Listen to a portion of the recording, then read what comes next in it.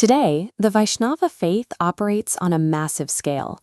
Over the last century, hundreds of independent missions have taken root across the globe, each spreading their teachings and establishing communities on almost every continent.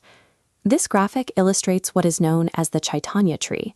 It shows how the faith has naturally expanded into over 100 distinct branches, including well-known organizations like the Gaudiya Math and ISKCON, all tracing back to a single spiritual root.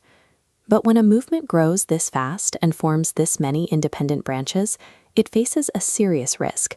The natural tendency is for these groups to isolate, eventually splintering into competing, hostile factions that lose sight of their shared heritage. Historically, the standard way to stop that kind of fracturing is to force everyone under a rigid, centralized hierarchy, a single governing body that dictates the rules for every member from the top down. Yet, Vaishnavism is built on the intimate, highly personal devotion between a student and their spiritual teacher. If you fracture the community, you lose the shared culture. If you impose a corporate bureaucracy, you crush the personal devotion that makes the practice work in the first place. So, how do you unify hundreds of independent spiritual missions if your core philosophy actively rejects central ecclesiastical control? The answer is the World Vaishnava Association. This diagram shows the WVA operates as a protective dome, providing unified structure without governing. Looking closely, its purpose is explicitly non-ecclesiastical, giving missions global legitimacy while leaving their internal management alone.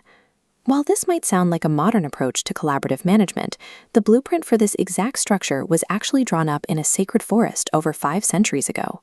In the early 1500s, the saint and philosopher Sri Chaitanya Mahaprabhu sparked a massive spiritual revival in the holy city of Vrindavan.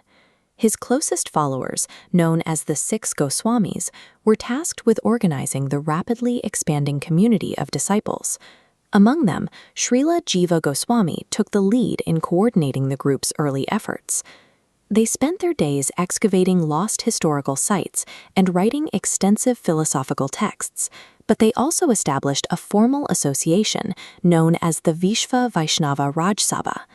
The intent behind this council was highly specific. Instead of building a traditional institution to dictate behavior, they built a fraternity. It was designed purely to coordinate the activities of their expanding genealogical tree of followers. By relying on shared heritage and mutual respect rather than administrative force, these founders proved that a rapidly growing faith could organize itself without compromising its spiritual core. As the movement expanded heavily into Western countries in the late 20th century, the need for that original coordinating council returned.